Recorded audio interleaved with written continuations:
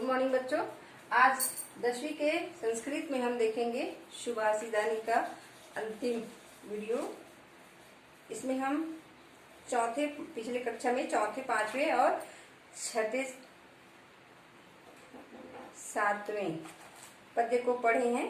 पांचवें में दिया है, जो वस्तु खाई जा सके और खाने के बाद भली भांति पच सके और पचने के बाद हितकर हो, वैसे ही और जो ईश्वर की चाहत रखते हैं उसको वैसे ही भोजन खानी चाहिए। शास्त्र का पार कहीं निश्चित नहीं है और मनुष्य की आयु कम है, इसीलिए सार ग्रहण का सारहीन उसको उसी प्रकार छोड़ देना चाहिए जिस प्रकार एक हंस जो है दूध और पानी को अलग कर देता है, दूध को ग्रहण करके पानी को त्याग देता है, उसी प्रकार हमको भी अच्छाई ग्रहण करके बुराई को त्याग देनी चाहिए। शास्त्रों से मारे गए शत्रु नहीं मरते, परंतु बुद्धि से मारे गए शत्रु वास्तव में मर जाते हैं। इसीलिए कहा गया है कि हमें जो बुराई है उससे घृणा करनी चाहिए, बुरे व्यक्ति से नहीं। तो इसीलिए हमको बुद्धि से किसी को मारना चाहिए, शस्त्रों से नहीं है। शस्त्रों से मारेंगे तो इंसान मरेंगे, बुद्धि से मारेंगे तो वो जो बुराई है वो नष्ट होगा। हमको बुराई को खत्म करना है, इंसानों को नहीं।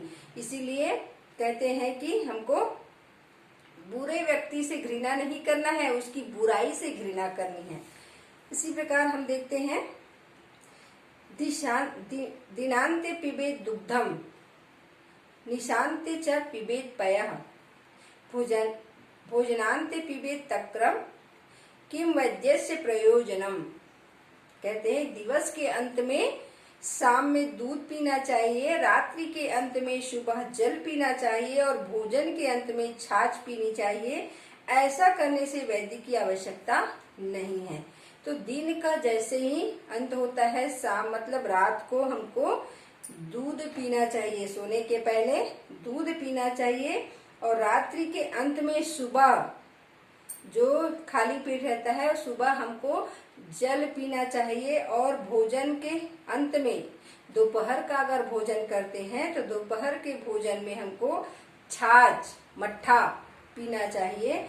ऐसा करने से वैद्य की आवश्यकता नहीं है, वैद्य ने कहा है। और वैज्ञानिकों का भी धारणा है कि इस प्रकार से अगर सात्विक भोजन अगर हम करते हैं तो हमें वैद्य के पास जाने की आवश्यकता नहीं है। हम क्या करते हैं, लालच में अपनी लालसा को दूर करने के लिए जो चाहे जब चाहे खाते रहते हैं और वो पाचन क्रिया में फिर दिक्कत आती है। पाचन क्रिया में दिक्कत आने से हमको डॉक्टर की आवश्यकता पड़ जाती है। हम सुबह हुए नहीं कि जो चाहे खाते जाए, समय का ध्यान नहीं देते और क्या खा रहे वो कब खा रहे वो भी ध्यान नहीं देते। जो मिल जाए अपने जो जीभ को हमको अच्छा लगे वो खाते जाते हैं। फिर इतना हो जाता है कि हमारा पेट जो है पचा नहीं पाता, एक के बाद एक खाते जाएंगे तो पेट पाचन क्रिया सही ढंग से नहीं होगी और पाचन क्रिया अगर सही नहीं हो रही तो अनेक प्रकार की बीमारी का घर हो जाता है। पाचन क्रिया सही नहीं रहने से अनेक रोगों का वो कारण बन जाता है। हमारा पाचन क्रिया सही रहने से कुछ रोग नहीं होगा, हमें डॉक्टर की आवश्यकता नहीं पड़ेगी। इसीलिए हमको समय समय पर जो जरूरी है वही खाना है, सात्विक भोजन करना है। तो कह रहे हैं कि शाम को सोते समय, रात को सोते समय हमें दूध पीना चाहिए और सुबह उठते ही खाली पेट पानी पीनी चाहिए और दोपहर के खाने के समय हमको छाछ पीनी चाहिए। तो इस प्रकार के अगर सेवन करते हैं तो हमें किसी प्रकार की वैद्य की आवश्यकता नहीं होती है। 9वां पद्य देखते हैं। आचार्य उत्पादम आदत्ते पादम शिष्य स्वम एध्या कालेन पादम अदत्ते पादम सब्रह्मचारी भी। शिष्य अपने जीवन का एक भाग अपने आचार्य से सीखता है, एक भाग अपनी बुद्धि से सीखता है, एक भाग समय से सीखता है तथा एक भाग अपने सहपाठियों से सीखता है। कहते हैं कि कोई भी व्यक्ति या शिष्य जो है अपने जीवन काल में एक भाग, अपने पूरे जीवन काल का एक भाग अपने आचार्य से सीखता है, अपने गुरु से सीखता है, एक भाग जो है अपनी बुद्धि से सीखता है, अपनी खुद की बुद्धि से, अनुभव से, और एक भाग समय से सीखता है। समय उसको सब सिखा देता है। समय चलते, हम अपना जीवन चलते जाता है, कई प्रकार की मुश्किल ठोकर होती है, उससे इंसान सीखता है। कई प्रकार के दुख होता है, सुख होता है, किसी का सहायता मिलता नहीं मिलता है, जीवन में जो भी परेशानी खुशी आती है उसको देखकर इंसान सीख जाता है। तथा एक भाग वह अपने सहपाठियों से सीखता है। अच्छे बुरे, कई लोग बुरे के संगत में बुरे बन जाते हैं, अच्छे की संगत में अच्छे बन जाते हैं, तो ये भी संगत का असर होता है। तो कह रहे हैं कि एक भाग हम गुरु से सीखते हैं, एक भाग अपनी बुद्धि, खुद की स्वयं की बुद्धि होती है उसका उपयोग करते, एक भाग समय सिखाता है और एक भाग जो है अपनी सहपाठियों से सीखते हैं। बहुत सारे मौके आते हैं सबको सीखने के, या सीखने का कोई उम्र नहीं होता, ताउम्र सीखना पड़ता है। बुद्धि छोटे से भी मिल जाती है, बड़े से भी मिल जाती है, ज्ञान की बातें छोटे से भी मिलती है, बड़े से भी मिलती है, कहीं से भी मिल जाए उसको अर्जन कर लेनी चाहिए। क्योंकि ज्ञात की बातें जरूरी नहीं है कि बड़े लोग ही बताए, गुणवान ही बताए, बुद्धिमान ही बताए। कई ऐसे गुण भरी बातें छोटा बच्चा भी कर सकता है, तो उसको भी हमको ग्रहण कर लेनी चाहिए। तो इसीलिए सीखने की कोई उम्र नहीं होती, हम बचपन से लेकर बुढ़ापे तक कुछ न कुछ सीखते रहते हैं।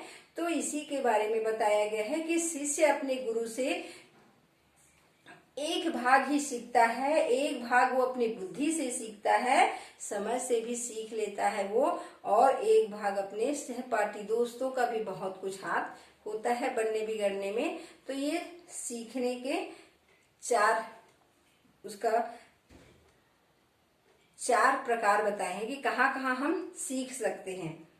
अब देखते हैं, नास्ति विद्या समम चक्षु, नास्ति सत्यम समम तपः, नास्ति रागम समम दुखम, नास्ति त्यागम समम सुखम।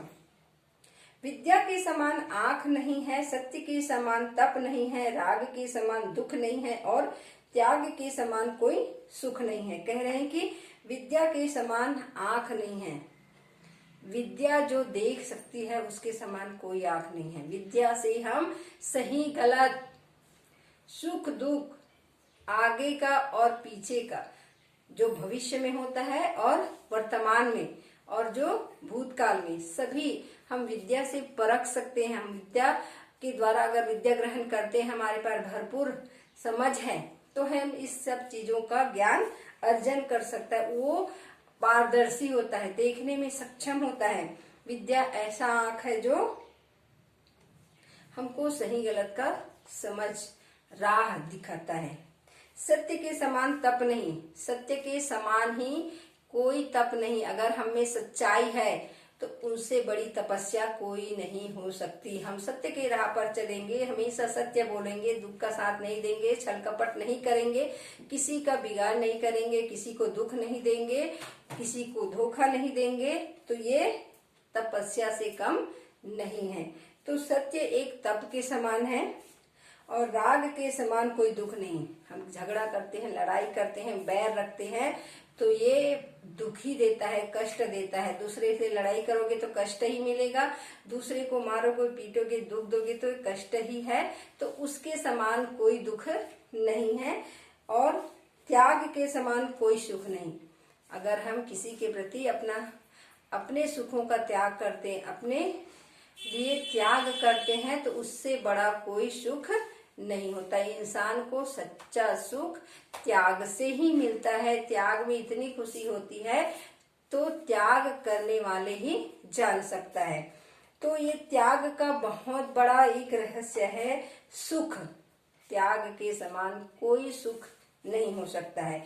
तो इसीलिए कहा गया है कि विद्या ऐसा आंख है, विद्या ऐसा पारदर्शी है जिससे हम सही गलत को देख सकते हैं। विद्या का अगर ज्ञान है तो हम अपने आने वाले भविष्य, सुख दुख, छल कपट सबको जान सकते हैं, देख सकते हैं, अनुभव कर सकते हैं।